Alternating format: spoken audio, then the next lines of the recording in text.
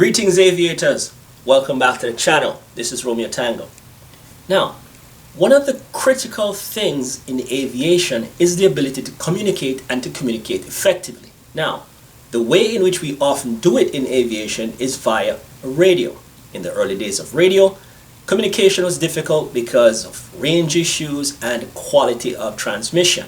Radios weren't that good, so oftentimes when pilots were talking to other pilots or pilots talking to controllers or whatever the case may be, there were things that were said that was just not received and understood on the other side. So after careful analysis, they realized that one of the major problems was that there were certain words that sounded like other words, certain letters that sounded like other letters. This posed a problem, very serious problem, and measures were put in place to address this.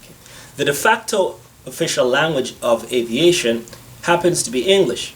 However, bear in mind that there are 6 official languages of the United Nations: English, Spanish, French, Russian, Chinese, and Arabic. That being said, there are literally hundreds of languages around the world spoken every day.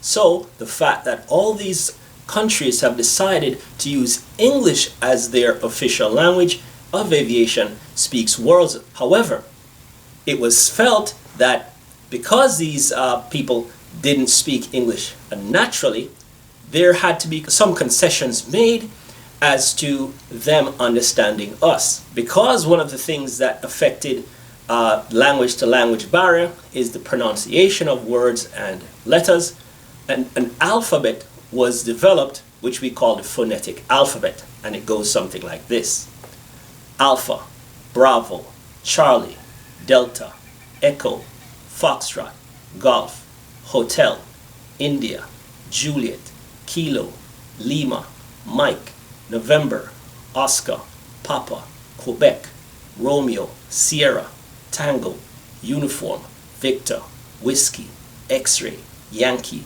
Zulu. Now, if you notice, none of these letters sound like another, or rather, none of these words sound like another, and that was on purpose. Now, after a time, it was realized that there were issues with numbers as well. So, the numbers from 1 to 0 go something like this: 1, 2, 3, 4, 5, 6, 7, 8, 9, 0. Now, the number 9 is unique in that it's actually changed from the original 9 to 9er. And the reason for that is that German-speaking aviators will associate the word 9, the German word for no, for something completely different. So the decision was made to change that to avoid confusion. The number 3 contains that TH sound, that soft TH sound, that is usually difficult for a number of language speakers to pronounce.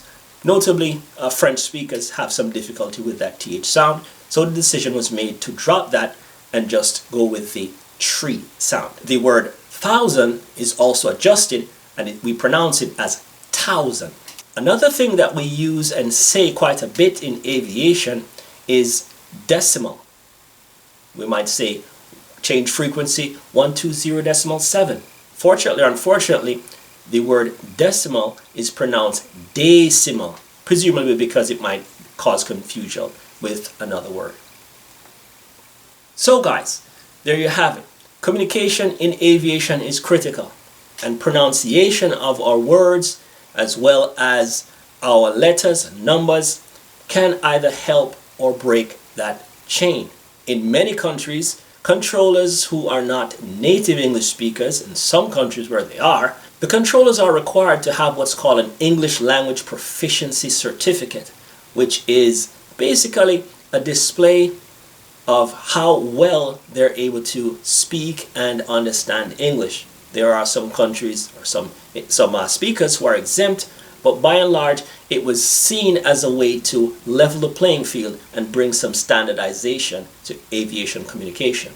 The unfortunate thing is that when people are in flight school, not as much emphasis is placed on communication as other parts of the flight training curriculum. Not saying that it's not addressed, but it's not addressed to the same level as, say, that on the side of the controllers.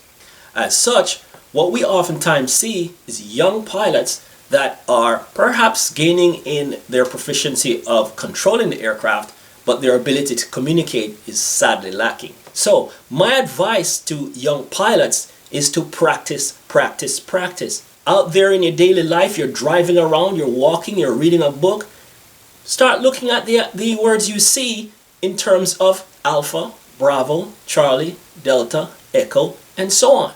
Only if you make aviation English a part of your daily life, something that is ingrained in you, will you become proficient. And guys, I'm not saying this off the top of my head. There have actually been accidents that have been caused because somebody didn't hear what was being said.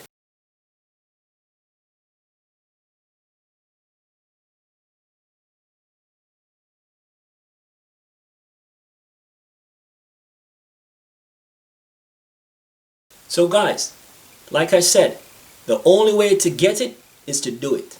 Do it often, do it frequently, and most importantly, do it correctly. Thanks for watching this video. As usual, if you like what you see, you have questions, you want to see something in particular, drop me a line in the comment section below, and I will surely get to it as soon as I can.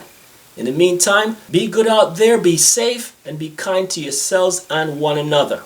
As usual, winds calm, cleared for takeoff.